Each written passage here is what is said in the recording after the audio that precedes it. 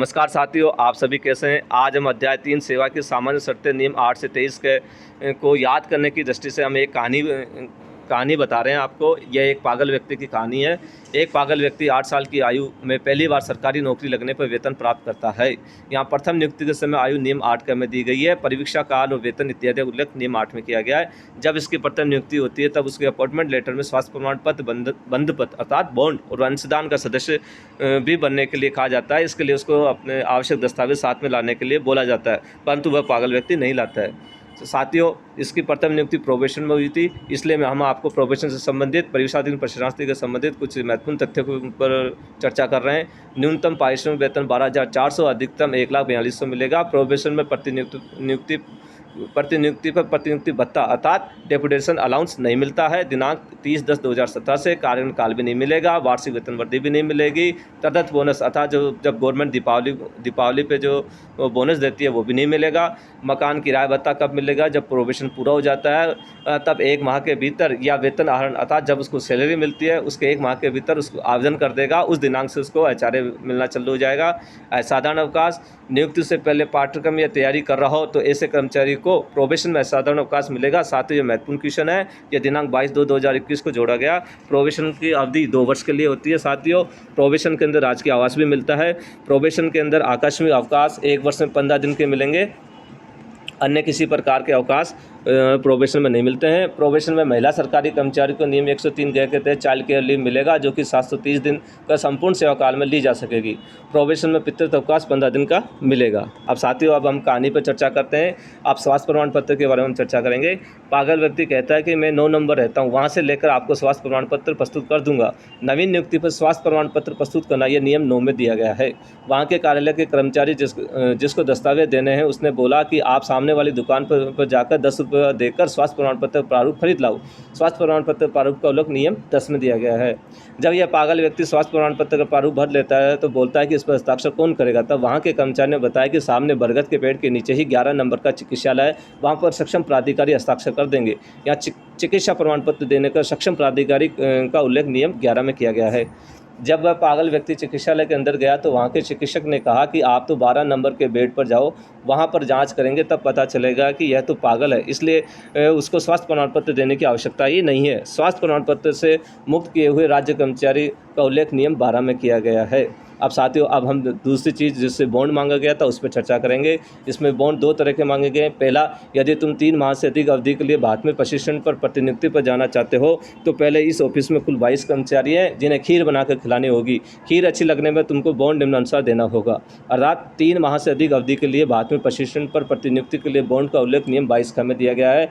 3 माह से अधिक व 6 माह तक के लिए 1 वर्ष का बॉन्ड देना पड़ेगा। 6 माह से अधिक के लिए 2 वर्ष का देना पड़ेगा। दूसरा, यदि तुमको पढ़ाई का शौक हो तो तुम्हें अध्ययन अवकाश के लिए प्रशिक्षण में भेज देंगे, जिसके लिए नियम 121 के तहत निम्न प्रकार से बॉन्ड परिशिष्ट 18 में देना होगा। ठीक है, 3 माह के लिए 1 वर्ष, 6 माह के लिए 2 वर्ष, 1 वर्ष के लिए 3 वर्ष, 2 वर्ष से अधिक हेतु 5 वर्ष, जो कि दिनांक 31/5/2012 को प्रतिस्थापित किया गया। साथियों, अब कुछ परिशिष्ट हैं, इस पर ध्यान देना आप। अध्ययन अवकाश स्थायी कर्मचारियों का बॉन्ड परिशिष्ट 18 परपत्र क में दिया गया है। अस्थायी कर्मचारी को बॉन्ड परिशिष्ट 18 परपत्र ख में दिया गया है। नियम 96 ख में शिथिलता पर असाधारण अवकाश पर अस्थायी कर्मचारी को बॉन्ड परिशिष्ट 18 परपत्र ग में दिया गया है। अब साथियों, हम बात करते हैं तीसरे पॉइंट की, अंशदान के सदस्य की। तो यदि तुमको अपना भविष्य सुधारना है तो 21 रुपये की कटौती कर जीवन बीमा में अंशदान करवाना होगा। अतः LIC लेनी पड़ेगी 21 रुपये की। तो इसका उल्लेख भविष्य निधि और जीवन बीमा के लिए अंशदान को लेकर नियम 21 में किया गया।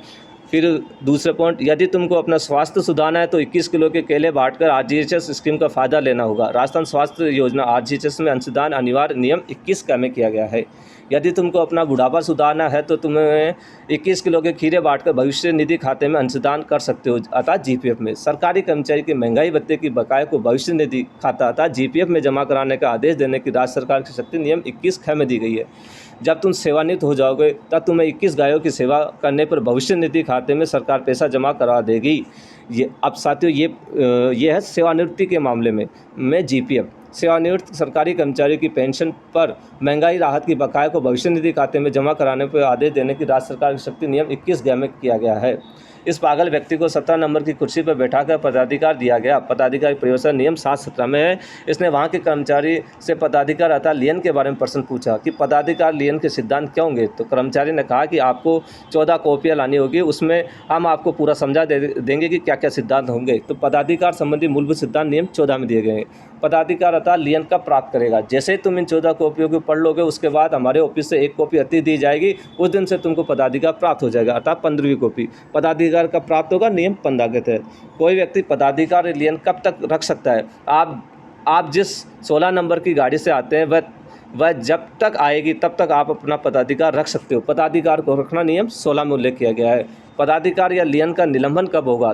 17 नंबर तुम्हारे लिए खतरनाक है। जिस दिन तुम 17 नंबर की गाड़ी में बैठ जाओगे उसी दिन पदाधिकार का निलंबन हो जाएगा। पदाधिकार निलंबन कौन से नियम दिए गए? 17 के अंदर। साथियों ध्यान रखना, ये महत्वपूर्ण क्वेश्चन है। आवश्यक रूप से निलंबन का उल्लेख किया गया नियम 17 ख में। विवेक से निलंबन 17 ख में। अनिवार्य रूप से निलंबन 17 ग में। अंतकालीन रूप से निलंबन 17 घ में।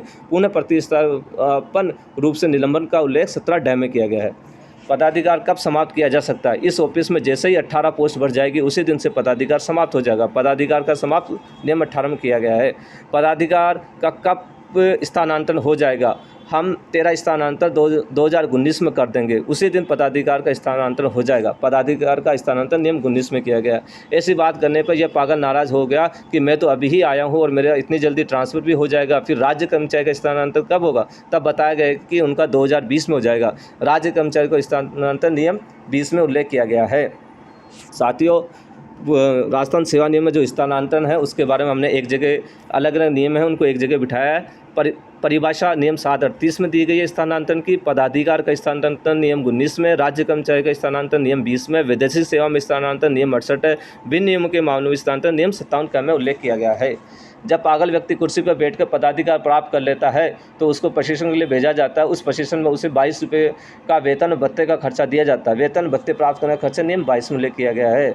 यह पागल 22 रुपये लेकर भाग न जाए इसलिए 2 कमरे बनाए गए, 22 का। इस कमरे में एक कैमरा लगा दिया गया ताकि जब भी यह भाग जाए तब प्रशिक्षण काल में दी गई राशि वापस प्राप्त कर ली जाएगी। प्रशिक्षण काल में दी गई धनराशि वापस जमा कराना नियम 22 का में उल्लेख किया गया है। कमरा नंबर 22 है। यदि प्रशिक्षण के समय इसकी दूसरी नौकरी लग जाती है तब उससे प्रशिक्षण व्यय वसूल किया जाएगा। प्रशिक्षण काल में दूसरे पद पर जाने पर व्यय की सीमा नियम 22 ख में दी गई है। यह पागल व्यक्ति इन दोनों कमरों से भाग जाता है और 5 साल तक वापस नहीं आता है तब इसे अनुपस्थित माना जाता है और इसे 23 नंबर की चार्जशीट दे दी जाती है। सरकारी कर्मचारी कब सरकारी नियोजन में नहीं रह जाता या 5 साल से अधिक समय तक अनुपस्थित रहे तो नियम 23 में इसको उल्लेख किया गया है। इस कार्यालय में एक अस्थायी कर्मचारी भी था जिससे अधिकारी नाराज होने के कारण नियम 23 के तहत उसकी सेवा समाप्त करने के लिए नोटिस दे देता है। अस्थायी कर्मचारी की सेवा समाप्ति के लिए नोटिस का उल्लेख नियम 23 में किया गया है।